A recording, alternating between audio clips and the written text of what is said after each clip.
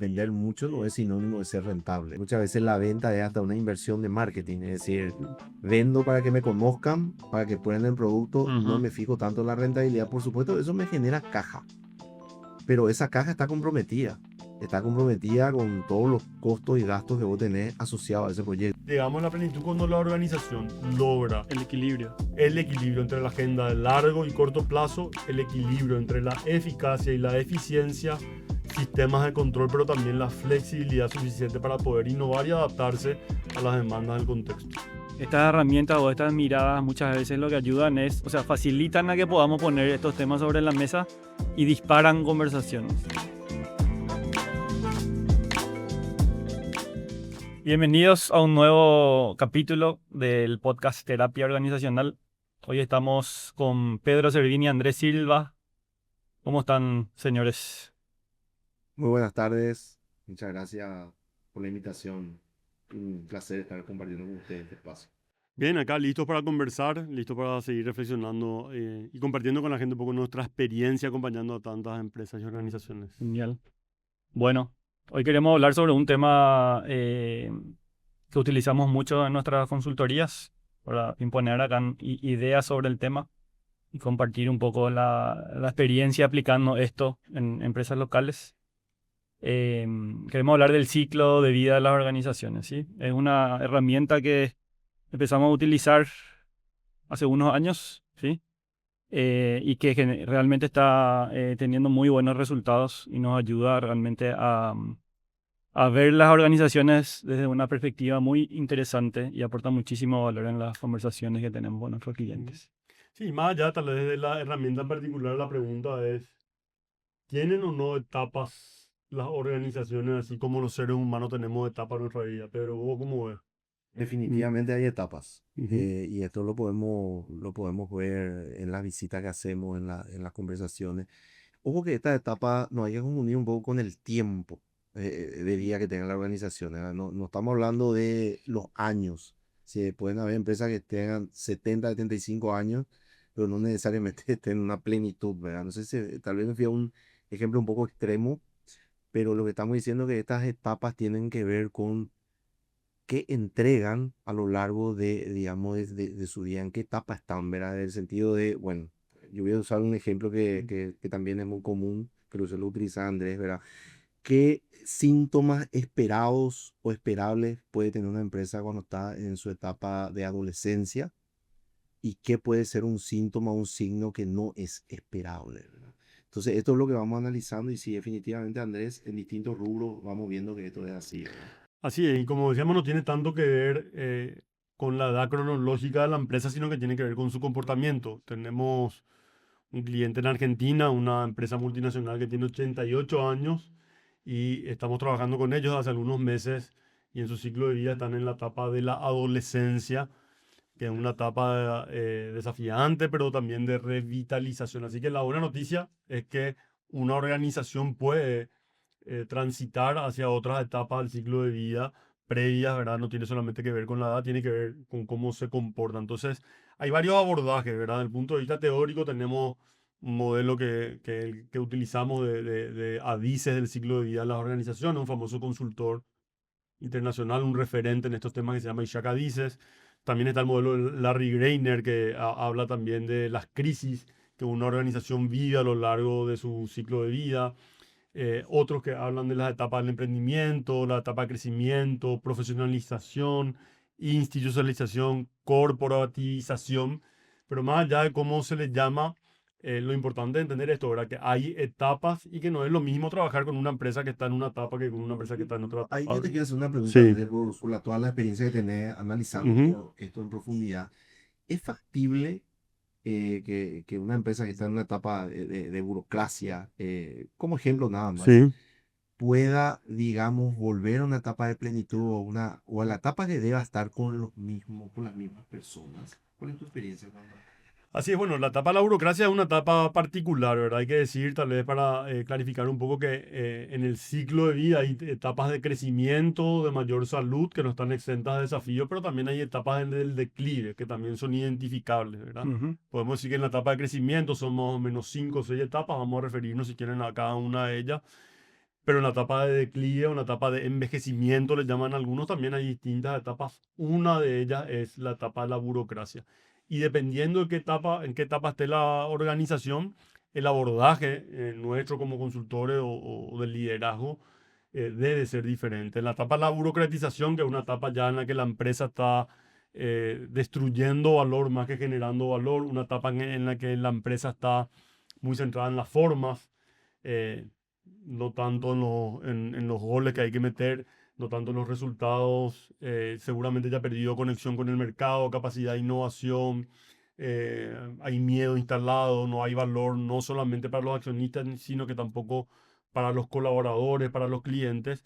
Es una etapa complicada y es la única etapa en la que nosotros, por lo menos en nuestra experiencia, planteamos que no se tiene que vivir un cambio organizacional nomás, sino que tiene que cambiar la dirección de la organización.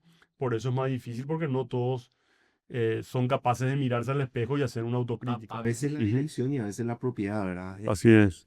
Reflexionando un poco sobre lo que estaba comentando, y estas son las conversaciones muchas veces difíciles que nos tocan o nos toca llevar adelante como consultores, ¿verdad? Porque Ujú. finalmente el que te contrata, y siempre hacemos ese disclaimer ahí, ¿verdad? El que te contrata, a veces le tenés que decir cosas que no le va a gustar, Así es. y esto muchas veces pasa por decirle que tal vez él como accionista o como director, porque muchas veces este rol lo ejerce el mismo propietario, ya es una limitante para el crecimiento de la empresa, ¿verdad? Y eso muchas veces te tiene que decir un externo y te lo tiene que, como un doctor muchas veces te da un diagnóstico que no querés aceptar. Creo que tenemos que ser muy francos en cuanto a eso, ¿verdad? Ahora, cómo se aborda eso, Andrés, ¿verdad? Porque eso no es fácil, ¿verdad? Yo de mi perspectiva financiera, capaz me voy y le digo, che, ¿sabes qué? Acá tus ratios no te dan y esto te va a llevar, digamos, a una liquidez y probablemente a una convocatoria. Por dar un ejemplo, ¿verdad? Ujú. ¿Cómo abordar esto, una conversación difícil como esa con un propietario? Y es un arte, yo creo que no hay una sola fórmula. Lo importante, como decíamos en algún capítulo anterior, que es importante tener un diagnóstico sólido. El dato mata relato, no siempre. Algunas veces el dato no es suficiente y hay que ir viendo el entramado de relaciones, pero también cuál es el nivel de tensión que los líderes sienten en relación a lo que les toca vivir, ¿verdad? A veces ya está el problema, ya está la tensión, las personas no se dan de cuenta todo. Hay empresas a veces familiares, sobre todo, que están paradas en un gran patrimonio, entonces todavía tienen cierto combustible, por llamarlo de alguna manera, para poder seguir Ya. adelante, aunque la empresa no está agregando valor. Otras veces, simplemente ir construyendo lazos de confianza y ir encontrando también qué es lo que le motiva a cada uno. Pero uno de los grandes maestros también es el dolor. A veces no queda otra que enfrentar una situación dolorosa para Ya. cambiar. Cambia por dolor, perdón, Así Sí, es. por sí, sí. convicción, ¿verdad? Así es. Sí, yo creo que estas herramientas o estas miradas muchas veces lo que ayudan es, o sea, facilitan a que podamos poner estos temas sobre la mesa y disparan conversaciones, ¿sí?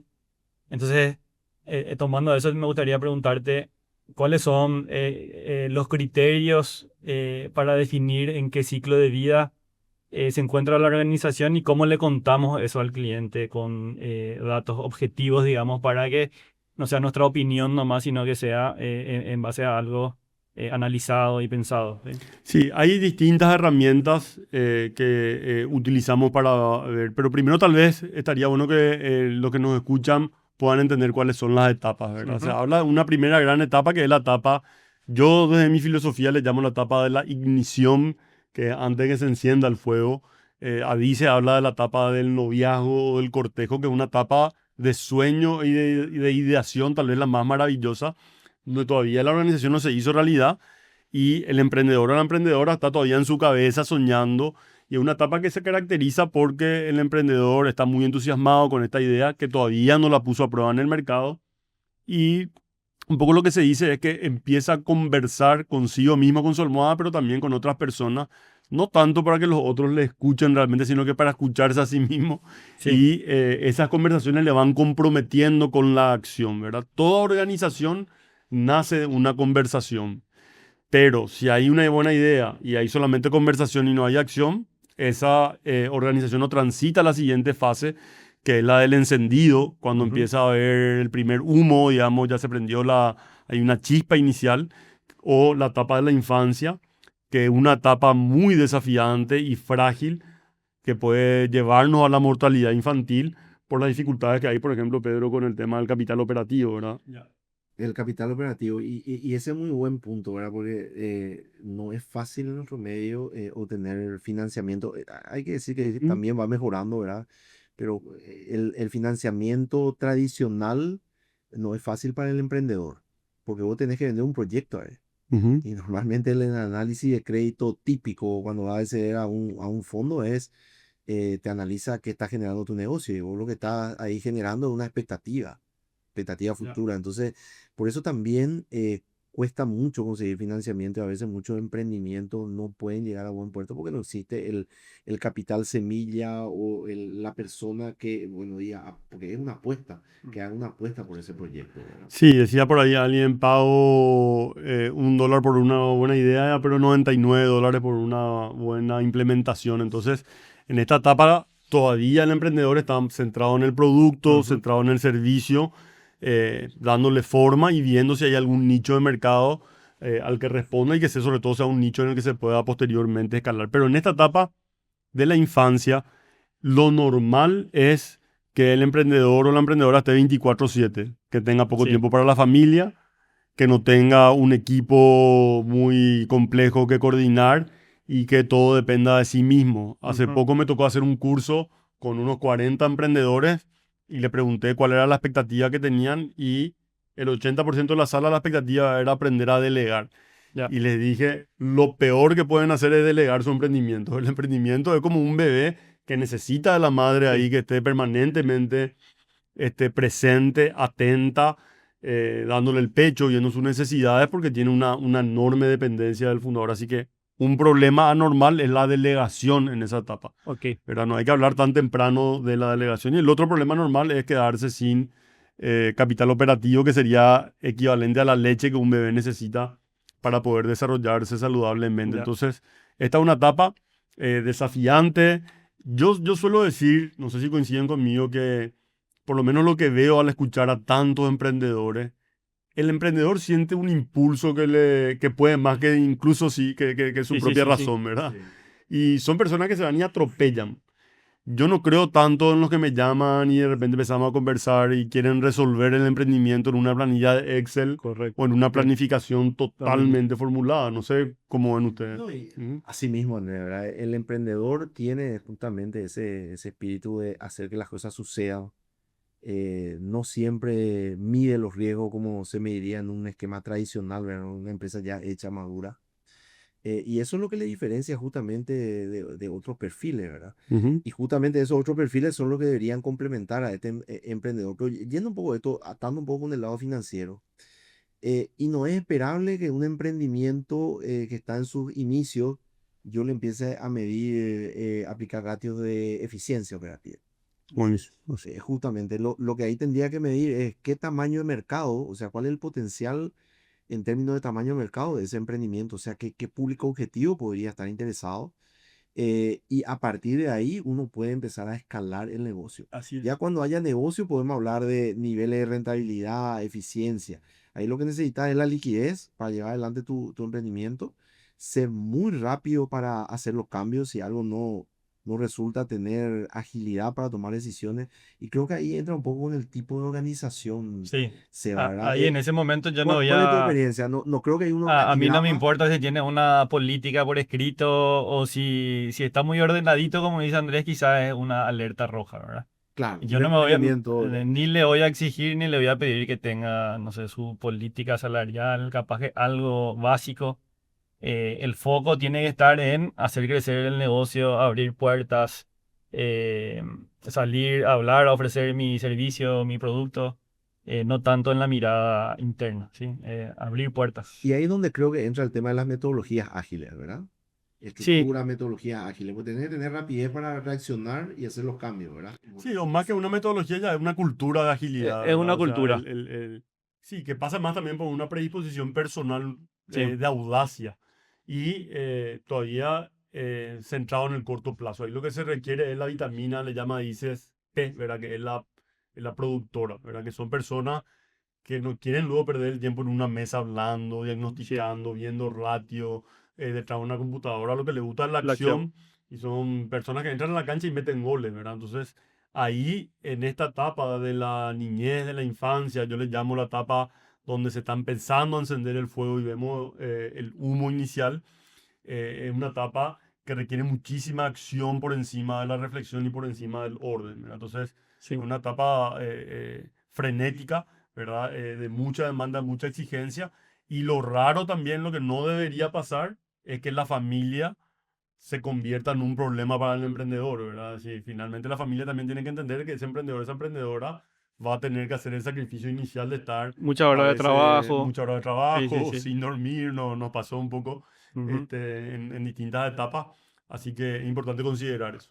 ¿Y qué viene después, Andrés? Prendió, llevemos esto tal vez al modelo de una panadería, ¿sí? Ujú. Para utilizar un ejemplo. Ya le gustó el pan a la gente, no sé, qué sé yo, masa madre, tengo algún elemento especial, entonces ya sé que mi producto, mi servicio tiene un calce con ese nicho de mercado y la demanda empieza a aumentar. Y ahí aparece la etapa a la que le llama a Dices, la etapa Go Go, cuando yo le llamo cuando ya se encendió la llama está viva, ya no hay humo, digamos, sino que la llama está viva y hay que cuidar que eso se sostenga y esa es una etapa en la que hay que avanzar. Y lo que suele pasar en esta etapa, por lo menos en mi experiencia, no sé, ustedes pueden compartir también su visión, es que el emprendedor trata de darle el gusto a todos sus clientes. Entonces viene uno y le dice, Sí. che, a este pan que es cuadrado, no puede hacerme un pan triangular. Y el emprendedor le dice, bueno, Ok. porque está tratando de complacer a los Hay que clientes, aprovechar todas las hay que oportunidades. aprovechar todas las oportunidades. Uno corre a veces detrás de más objetivos de lo que es posible, de lo que son posibles. Y también es normal que uno al adaptar eso vaya perdiendo eficiencia, pero va ganando participación, cuota del mercado. Y es normal centrarse en ventas más que en ganancias. Lo anormal sería en esta etapa querer centrarse muy temprano en el En la resultado, en la última línea. rentabilidad, en Sí, la sí. última línea, porque eso puede detener el crecimiento. Así que en esta etapa debería comandar un enfoque más comercial, un enfoque de ventas, mientras por detrás tratamos de ordenarnos como podemos con un equipo que todavía no está consolidado ni maduro. Después viene otro cliente y te dice, che, a este pan triangular podés ponerle semillas de lino, el otro te pide semillas de sésamo. Entonces uno de alguna manera va satisfaciendo a esos clientes, aumenta la demanda y eso va estirando al emprendedor que en esta fase, go go, como se le llama, entra muchas veces en un entusiasmo que genera adicción y el riesgo es sobreconfiarse, ¿verdad? O tener una actitud de arrogancia de pensar de que porque uno tiene ventas que están creciendo a ratio realmente Sí, incluso de 2 dígitos, que eso se que va a uno ya tiene sostener. una empresa. Eso Ujú. no es una empresa, finalmente es todavía un proyecto frágil que está empezando a crecer y bueno, es una buena señal. Lo que no hay que hacer es sobreconfiarse. ¿Por qué? Voy a contar el caso de algún cliente con el que me tocó transitar esto, porque muchos al sobreconfiarse en esta etapa empiezan a tomar decisiones que después ponen en riesgo el negocio. ¿Sí? ¿Cuál es, por ejemplo? Y ahí Mm. volvemos otra vez al tema de la liquidez, ¿verdad? O sea, vender mucho no es sinónimo de ser rentable, ¿verdad? Y lo que decían en esta etapa donde, no sé, muchas veces la venta es hasta una inversión de marketing, es decir, vendo para que me conozcan, para que prueben el producto, no me fijo tanto en la rentabilidad, por supuesto, eso me genera caja, pero esa caja está comprometida con todos los costos y gastos que vos tenés asociados a ese proyecto. Entonces, no saber diferenciar eso y empezar a diversificar esa caja, haciendo otras inversiones o haciendo un gasto que no tenga que ver con el emprendimiento propiamente dicho, lo que hace es te resta fuerza y probablemente te puedas quedar sin caja a mitad de camino, ¿verdad?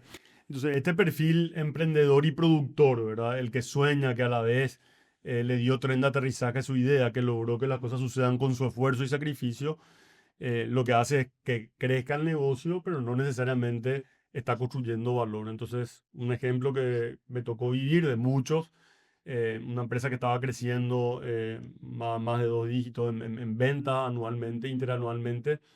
Y bueno, cuando llegué me llamaron para otra cosa, me llamaron por un tema que tenía que ver con un conflicto societario.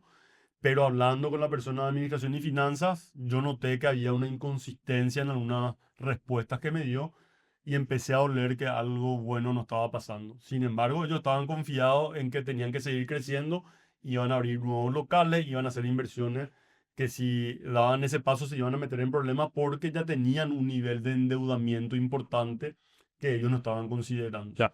¿Sí? Entonces, como la empresa estaba creciendo, los bancos estaban de alguna manera también al servicio de ese proceso de crecimiento, eso llegó ya a un nivel poco saludable y nos dimos cuenta en el mes recién de octubre, esto fue en el año 2023, que estaban perdiendo mucho dinero. Cuando yo les mostré eso, se quedaron espantados, no podían creer porque ellos estaban viendo cómo las ventas crecían, lo que no sabían es que llevaban una cifra Sí, sí. importante en términos de pérdidas efectivas y bueno, que eso ya estaba comprometiendo también el flujo de caja en el corto plazo, ¿verdad? Claro. Eso se da mucho también por esta confusión.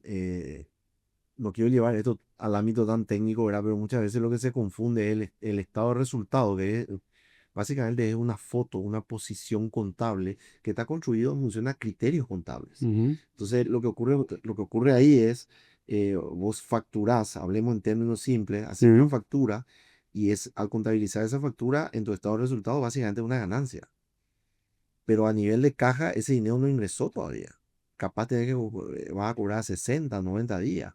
Capaz no te van a pagar porque hiciste una evaluación de riesgo que no fue la adecuada o simplemente porque el cliente tuvo inconveniente para el pago.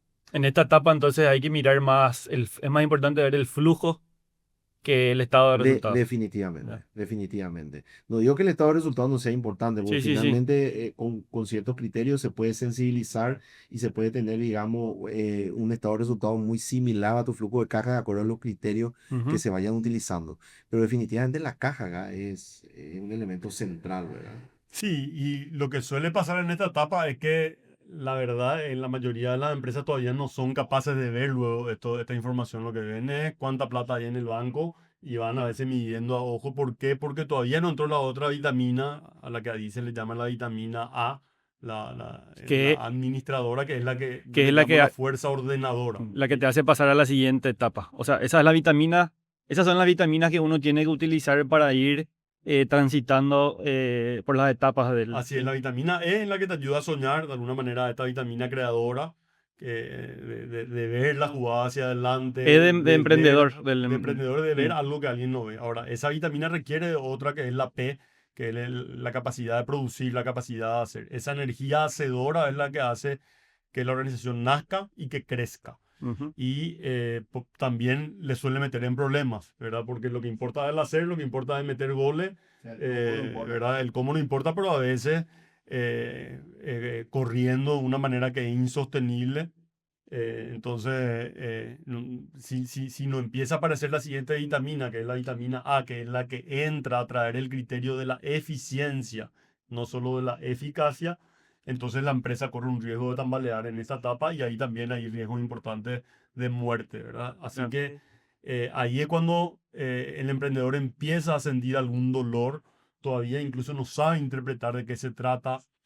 Lo normal en esta etapa de go-go, digamos, de crecimiento, cuando la llama ya está viva, es que hayan algunos clientes insatisfechos. Ya. No hay que volverse loco con esto. Es una señal de preocupación, pero como la empresa no está consolidada, se complejizó, no tenemos todavía el equipo consolidado, formado, no tenemos proceso, política, un montón de otras herramientas, es posible que empecemos a fallar con algunos clientes, ¿sí? Ya. Eso de alguna manera es un problema esperable en esta Ok. etapa y también es esperable que tengamos dificultad para priorizar temas. Entonces ahí cuando entra la vitamina A, que son personas que entran con una cultura diferente muchas veces, les gusta ver las cosas de manera más cuadrada, por Sí, llamarlo sí, de sí. alguna forma, Pero son que es más necesario. analíticas, que es necesario. Eso genera una tensión importante en el Ya. equipo. Esto es importante reconocer porque, ¿qué pasa? La P, que está acostumbrada a meter goles y hacer, tenemos acá un caso que acompañamos con Pedro, con una persona que tiene mucha pena en el liderazgo, no le gusta parar, unirse a filosofar sobre estrategia ni nada, porque solamente lo que importa es hacer, meter goles. Ya. Pero esa lógica puede ser muy peligrosa porque sin eficiencia lo que pasa, esto que decíamos, empezamos a destruir valor y con cada venta estamos perdiendo dinero y eso en algún momento estalla. Entonces, esta vitamina A son perfiles más burocráticos, por llamarlo de alguna manera, que traen el orden y empiezan a hacer que la vitamina P o esa fuerza hacedora se resienta un poco. Entonces, en esta etapa empieza a aparecer la necesidad de lo que se suele llamar la profesionalización. A se le llama la etapa de la adolescencia. Ya. ¿Qué significa la adolescencia? Una etapa donde hay dolor, digamos, y donde la organización, así como una persona, empieza a replantearse quién soy, qué estoy haciendo, qué tengo que Ya. priorizar. Una de las cuestiones importantes en esta etapa es que se debaten dos fuerzas que pueden ser casi antagónicas. La que quiere traer eficiencia con la fuerza emprendedora y algo muy importante en esta etapa es que ninguna de las dos gane la batalla. Ya. ¿Por qué? Porque ¿qué pasa si la fuerza ordenadora, administradora de eficiencia gana la batalla y le expulsa al emprendedor? Nos olvidamos de la generación de valor. Claro. No. No, y el negocio va a perder fuerza, ¿no? Y nos vamos a la burocratización temprana. Exacto. ¿Sí? ¿Y qué pasa si la fuerza emprendedora gana la batalla y le expulsa a la fuerza ordenadora? No va a ser sostenible el negocio. No es sostenible el negocio. Ya.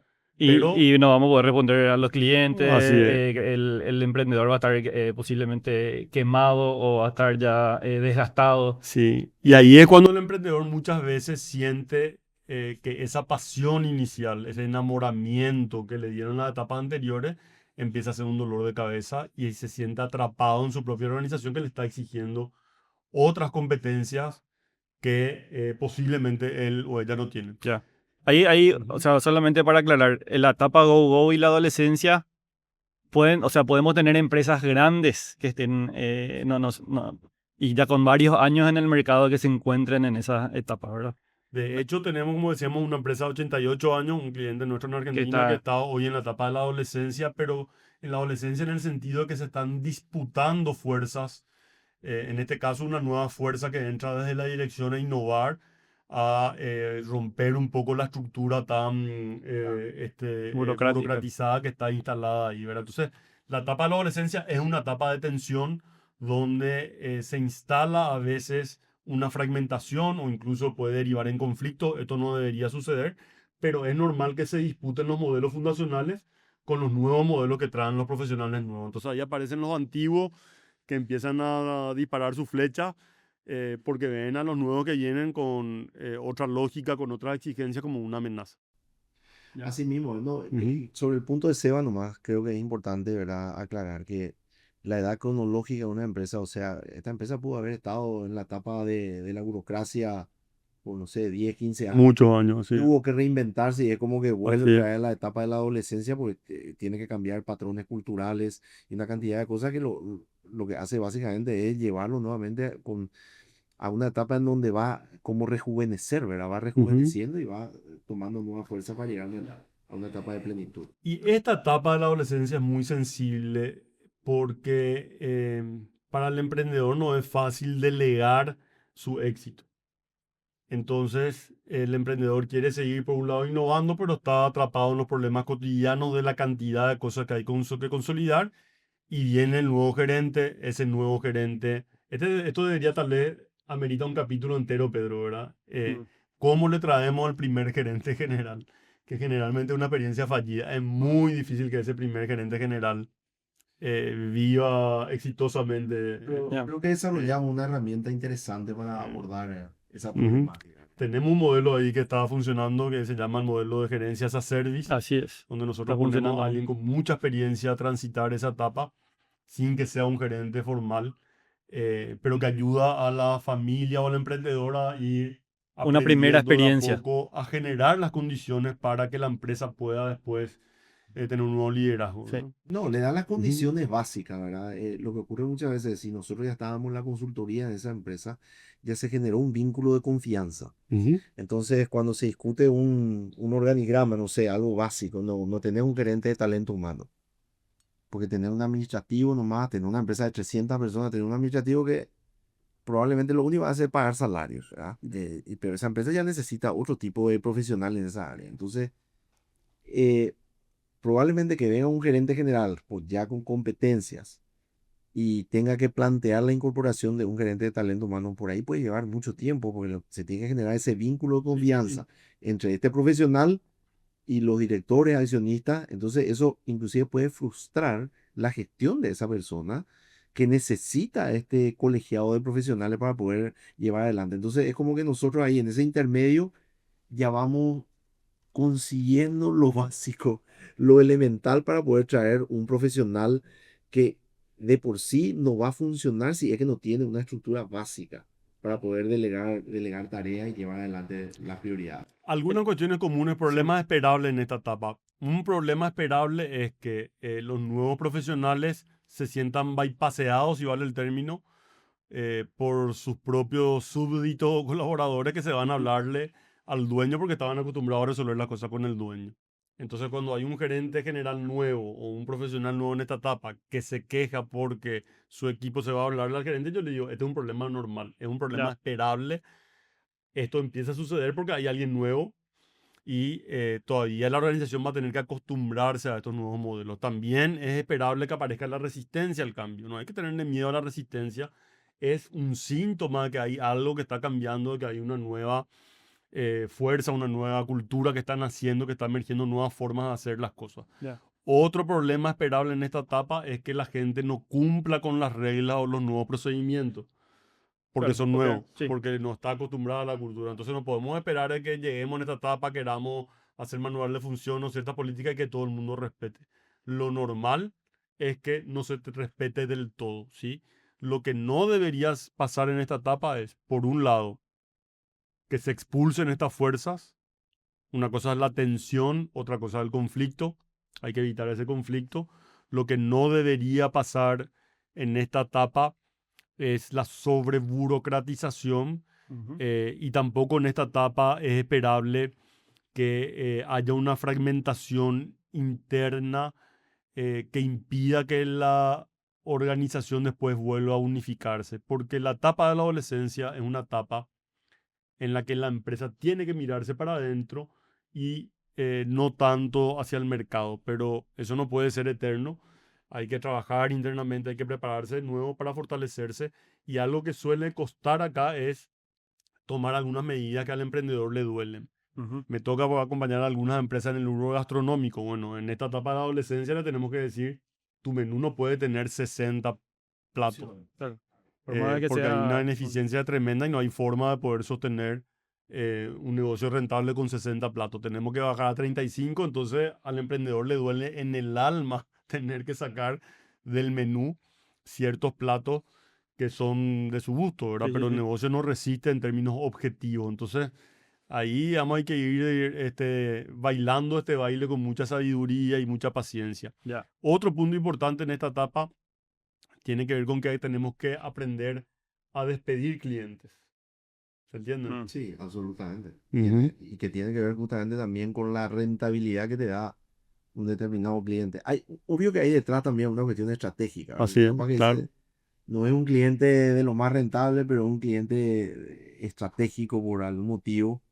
Pero sí, definitivamente ese análisis y el análisis de la concentración también, Andrés, aprovechando que tocaste el tema de clientes, no es un tema menor. Hay que saber despedir clientes, obviamente de buena manera, eso en base a un análisis de rentabilidad, un análisis histórico. eh, Se puede, ¿verdad? A partir de la construcción de los estados de resultados, se pueden generar reportes. Hoy, dependiendo de cómo tenés tu sistema de información, se puede llegar a ese nivel. Y lo que decía nomás que cuesta muchas veces eso, ¿verdad? Es como que es el cliente toda la vida y bueno, cuesta llegar a ese nivel de análisis como para tomar la decisión de, bueno, a estos clientes no los vamos a atender. Yo recuerdo el caso, no lo voy a decir creo que no sé si los ingleses, pero los americanos son bastante pragmáticos en ese Ujú. sentido, era un banco muy, muy importante. Recuerdo que tomamos la decisión y nada, un día comunicaron a todos los clientes, bueno, señores, su dinero no está disponible, la cuenta está cancelada y despidieron masivamente. Fue una decisión estratégica, ¿verdad? Capaz que ese es un extremo, ¿verdad? Pero definitivamente, Andrés, coincido contigo, esa es una etapa en donde las empresas tienen que hacer un análisis. Me pasó acompañar en unas empresas de software con las que aprendimos a despedir clientes. Porque estaban dando más de lo que se merecían con estas ganas, digamos, la etapa previa. Acuérdense también que las soluciones de la etapa anterior son las que me generan los problemas de la etapa posterior. Entonces, gracias a que yo me adapté a muchos clientes, crecí. Ahora, ese proceso de adaptarme a todos los clientes que venían y tener tantas prioridades hizo que pierda eficiencia. Entonces necesito equilibrar esa fuerza, traigo la vitamina A, traigo esta vitamina ordenadora y ahí tengo que Ya. replantear las cosas, ¿verdad? Entonces en la adolescencia es vitamina A Sí. en equilibrio, siempre manteniendo el equilibrio con la vitamina P. Es una etapa donde puede haber estos tipos de conflictos que mencionaste. Y de ahí a qué pasamos. Hay que partir de la base de que ningún líder, ningún profesional reúne todos los perfiles necesarios. El que es buen emprendedor generalmente no es buen administrador. Sí, sí, sí. El que a veces es buen productor no es buen integrador. El que, me explico, entonces esto Sí, es sí, sí. importante ver. Ahora, en esta etapa de la adolescencia conviven la vitamina E emprendedora, que es el soñador, el que tira las Sí. ideas, Que está todavía que está todavía presente en la presente, empresa. con la vitamina A, que es la vitamina ordenadora, y la vitamina P se resiente un poco en esta etapa. Tiene que bajar un poco Ok. de volumen, Ya, ¿verdad? ya, Entonces ya, no ya. es nomás entrar y meter un gol a las Ujú. atropelladas, sino que tenemos que ordenar el juego y eso suele generar tensiones en el equipo porque estas personas que estaban acostumbradas a hacer, ahora tienen a alguien que entra a las 8 de la mañana, sale a las 5 de la tarde, le gusta hacer más reuniones de la debida, le gusta tener indicadores y P no quiere perder el tiempo con No, no, esas no. cosas. Nadie está tan comprometido como yo. Por, nadie está tan comprometido como yo. Nos dijo hace poco en una asamblea un fundador, nadie siente la pasión que yo siento en esta empresa. Sí, sí, Y sí. claro, porque nadie va a poder vivir eso que vive un fundador que le da vida a su propia creación. Entonces, en esta etapa, una cuestión importante que no quiero dejar de mencionar, siempre digo, y ahí es donde les tiro a Pedro para acompañar a muchos clientes, acá tiene que primar un criterio financiero sobre el criterio comercial. El criterio financiero sobre el criterio solamente que me indica cómo van mis ventas. ¿Por qué, Pedro? No, y básicamente por el tema de la rentabilidad. Ujú. O sea, ahí ya entras a un nivel de análisis superior. eh, y esto hace que, bueno, puedas ver tu empresa ya de una perspectiva mucho más detallada, ¿verdad? Ujú. Otro tema que creo que viene también de la mano es la concentración de clientes, que muchas Muy veces buen punto, sí. en el análisis financiero uno no te percata de eso. O sea, eh, y tenemos una empresa, ¿verdad? O sea, buen nivel de rentabilidad eh, con relación, digamos, tal vez al patrimonio, ¿verdad?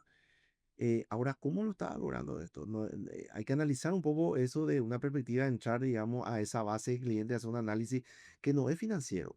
La pregunta es, ¿cómo lo está logrando? ¿Qué concentración tiene? ¿Lo está logrando con un 20%, la famosa ley de Pareto, 20% de mi cliente hace el 80% de mi rentabilidad? ¿O lo está haciendo con un 5%? ¿O lo está haciendo, hemos encontrado casos que con 5 o 10 clientes hacían toda la rentabilidad? Entonces, fíjense lo que es eso. O sea, ese nivel de análisis te tiene que llevar a decisiones estratégicas como, por ejemplo, diversificar. Y diversificar tu oferta de productos, de servicios, cre- crecer en tu base de clientes, porque si tenés dependencia de muy poco, básicamente tu negocio depende de las decisiones que puedan tomar esos clientes, ¿verdad? Esto es Y, típico, ¿eh? y en esta etapa, Sí. entonces, esta mirada y viendo desde la perspectiva de las 12 dimensiones que habíamos mencionado, em, ahí es donde se comienzan a formalizar ciertos procesos también, ¿verdad? Los espacios de gobernanza, quizás ahí yo tengo que tener mi organigrama, Tengo que tener un ERP, un tal vez un RP. CRM, tengo que tener mi flujo de caja actualizado al día. Le llamamos con Pedro la Santísima Trinidad, ¿verdad? Sí. Así es.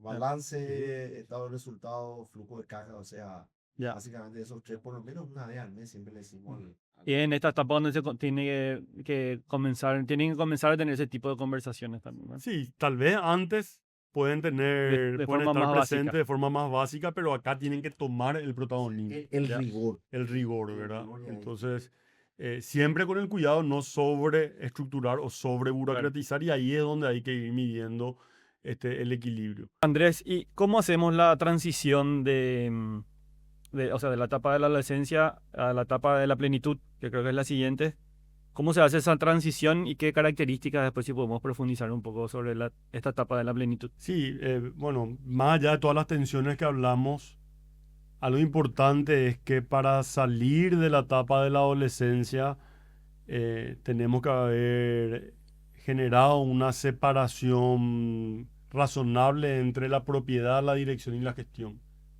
Que hasta esta etapa está todo mezclado, digamos. Generalmente el dueño también es el que dirige y también es el que hace, entonces la organización no tiene los pesos y contrapesos que se requieren en lo que bueno, se conoce como un directorio que finalmente tiene que estar de alguna manera acompañando la gestión, exigiendo rendición de cuentas y asumiendo la responsabilidad en términos de la dirección estratégica. ¿Por qué? Porque la empresa también necesita volver a poner mucho foco en el pensamiento estratégico, en una agenda de crecimiento y no solamente una agenda de optimización. El riesgo, si no, es que la fuerza hacedora, la vitamina P, y la fuerza ordenadora, la vitamina A, se centren mucho en el corto plazo.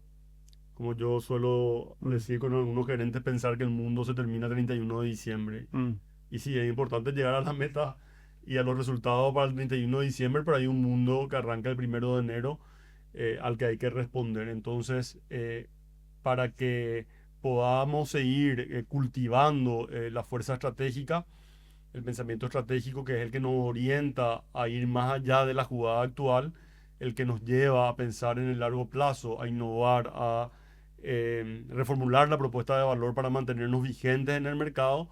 Eso requiere otra agenda diferente a la agenda de eficiencia operativa, a la agenda de gestión, ¿Y ¿no? con qué herramienta ahí planteamos ese proceso, Andrés? Bueno, la planificación estratégica es, yo creo que el proceso madre, pero no solamente la planificación estratégica, porque nos pasa también muchas veces que vemos a organizaciones que tienen una muy buena estrategia diseñada en la pizarra, pero eso hay que bajar a la cancha y el mapa no Así es es. la realidad. Entonces, lo que nosotros vemos es que también en esta etapa de la adolescencia, y esto en todas las etapas, hay que repensar la estructura, ¿verdad? La Sí, estructura es como, yo suelo decir, el pantalón de un chico. Yo tengo varios hijos chicos, ¿verdad? Y el pantalón a los 6 meses ya no le queda bien, ¿verdad? sí, Algunos de sí, ellos sí. crecen tan rápido que la estructura va quedando desactualizada. Entonces la Ya. estructura es como el pantalón de un chico que tiene que ir de alguna manera cambiando con el tiempo. Y ahí es donde también hay que pasar, digamos, porque pueden llegar a esta etapa bien estructurados, ya con un mayor rigor en la gestión, eh, pero puede ser que para la siguiente etapa eso ya no sea suficiente, ¿verdad? Que ya no sea Hay que darle otro suficiente vuelo. y es importante entender cuáles son roles que tienen que, por su naturaleza, mirar un poquito más de la jugada actual, mirar un poquito más allá del calendario que termina en el 31 de diciembre y otros roles que es importante que estén centrados en el aquí y en el ahora. Por ejemplo, finanzas. ¿Sí? Solía decir Pedro, bueno, administración y finanzas es a veces común ver en nuestro mercado que eso está, ¿verdad? Pero administración debería estar más centrado en el corto plazo y finanzas tienen que anticipar la jugada Claro, mirando a largo plazo. con una agenda diferente, ¿verdad? Depende del tamaño y la Claro. complejidad de la empresa. Lo que vemos es que estas funciones muchas veces que están juntos, se presentan juntas, muchas veces se le ve por un tema de costo. Quiero un profesional que reúna ambos perfiles y la verdad es un poco complicado conseguir eso. Ujú. Depende del tamaño, la complejidad de la empresa. Yo coincido contigo, Andrés, ahí para mí el tema financiero en lo posible y debería estar bien focalizado, bien separado, implementando herramientas que te permitan anticipar la jugada. Oye, además el rol del CFO o del financiero cambió bastante también. Antes era el que analizaba números, te presentaba los números y bueno, hasta ahí, ¿verdad? No, hoy el CFO tiene un rol transversal a toda la organización. Tiene que ser capaz de desafiar hasta el modelo comercial. ¿Por qué? Porque tiene acceso a la información, debería tener un equipo y herramientas muy analíticas que permitan lograr resultados a nivel general en la organización. Y ahí lo que hacemos generalmente con el modelo as a service es, ya que la empresa no tiene condiciones para contratar a alguien full time, nosotros ponemos profesionales que van acompañando desde el directorio o desde algún rol Ya.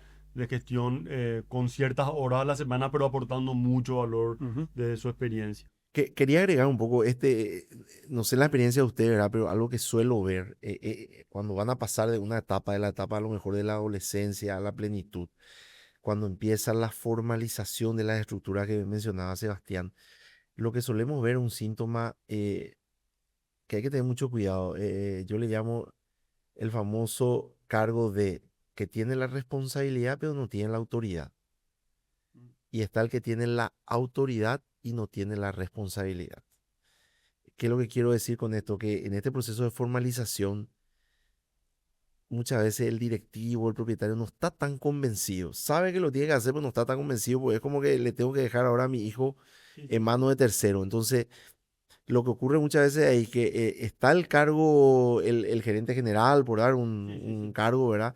Que tiene la responsabilidad del resultado, pero no tiene la autoridad para ejercer esa responsabilidad. Ahí es donde entramos también, Andrés, un poquito entra cara a mirar esas diferencias, porque esas son cosas que las tenés que resolver. No podés tener un cargo que tenga la responsabilidad y no tenga la autoridad, o un nivel de delegación bien determinado. Hay que Y tener autoridad, que es la autoridad sí, formal de la estructura organizacional, el poder de compensar o castigar.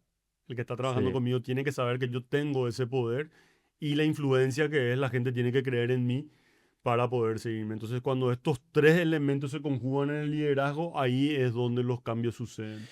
Pero es común que aparezca el síntoma de la organización, no sé si llamarlo de esta manera, como una estructura paralela o en las sombras. ¿Por qué? Porque el propietario desconfía todavía de estas nuevas personas o de este modelo, entonces como que quiere él saber qué está pasando. Entonces se genera ahí como una estructura paralela Sí. que empieza después a competir con la nueva estructura. Tenés tu estructura formal bien en un Claro, papelito bien claro. formalizado, pero lo que sucede en realidad, cómo se toman las decisiones en realidad, está como No, que escondido por y te debajo. voy a dar un ejemplo, ¿verdad? Sí. El contador o el auxiliar contable seguramente de confianza del dueño, ¿verdad? Está bien eso. A veces inclusive recomendamos esto. Entonces el canal informal es de ese auxiliar, de la función que sea, Directo con directo él. con el dueño, ¿verdad? Y porque el CFO es nuevo y bueno, pero no sé si este no me está pintando números que no son reales, entonces se empieza a generar una estructura informal ahí, ¿verdad? Y ahí viene lo que Claro. le llaman el momento del fundador, que es un momento que hay que respetar, ¿verdad? Porque el fundador a veces siente todavía, hay cuestiones de ego muchas veces, pero siente que es como un bebé al que no le puede soltar todavía y bueno, hay que con mucha paciencia acompañar a los fundadores a tener que hacerlo. Hace poco con Pedro nos tocaba estar en una reunión fundador, estaban los hijos presentes, estábamos Ujú. discutiendo sobre una inversión muy importante que se tenía que hacer en temas de infraestructura en la empresa. Y el fundador estuvo callado todo el tiempo. Entonces yo me Súper, quedé preocupado porque era una decisión, estamos hablando de una decisión que implicaba varios millones de dólares de inversión. Entonces al final le pregunté, don fulano, ¿y cuál es su opinión? Y me miró sonriendo y me dijo, estoy actuando como si estuviese muerto, en porque me serio. doy cuenta que es la única forma en la que esta organización va a poder evolucionar. Ya. Y yo le Ok, aplaudí, ¿verdad? ok. Porque realmente una sabiduría de reconocer de que finalmente uno tiene que rendirse en algún punto, el fundador, a la soberanía de la organización. Esto no significa que el fundador tenga que desaparecer, que no pueda seguir aportando valor. Por eso, para transitar a la plenitud, el fundador tiene que centrarse en aquello donde mayor valor aporta. Y generalmente si un emprendedor puede ser en temas de innovación, en temas estratégicos, en la agenda de Apoyar nuevos crecimiento, negocios, nuevos sí. negocios, incluso marketing, le preocupa el posicionamiento de la La marca, imagen. la imagen, la reputación. Así que hay que tener la sabiduría de acompañarle al fundador, al emprendedor, hacia esos lugares donde aporta mayor valor, porque nadie tiene todas las competencias suficientes. Y Ya, en la medida de lo posible ir consolidando el equipo. Quería cortito mencionar no solamente finanzas y administración, marketing y comercial. también. También es un ejemplo que vemos entre el corto y el largo plazo. Y vemos en muchos de nuestros clientes que ponen marketing en la estructura de abajo de comercial. Sí. Y cuando hay un rol de corto plazo como comercial venta, venta tiene que llegar acompañamos a varias empresas del rubro retail, es por minuto, por hora, ¿verdad? Por día. Hay que estar viendo las ventas.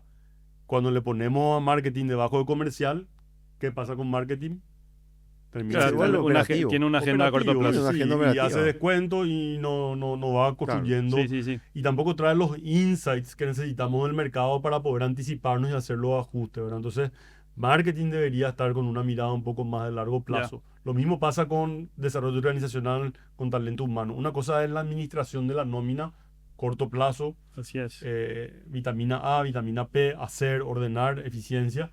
Pero otra cosa es cómo yo voy moldeando la estructura de mi organización.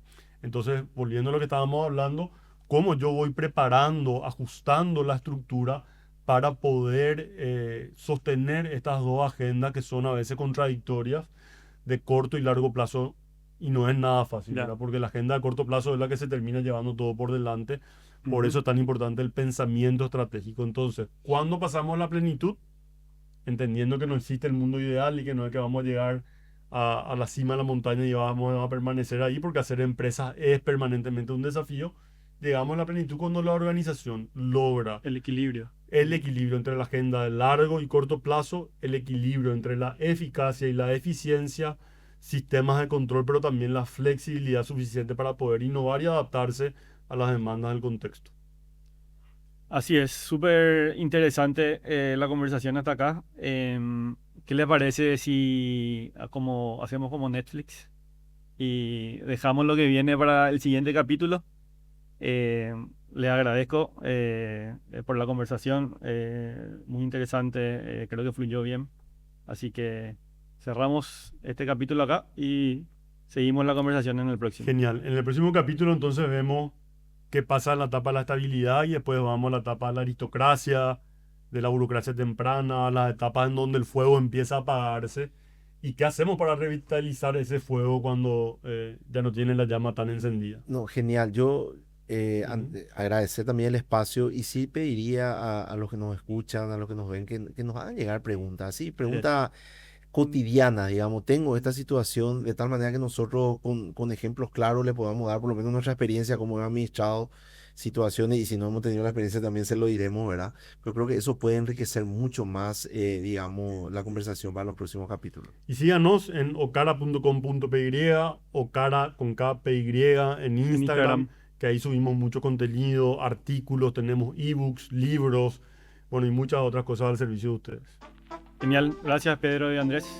Muchas gracias. Gracias, gracias.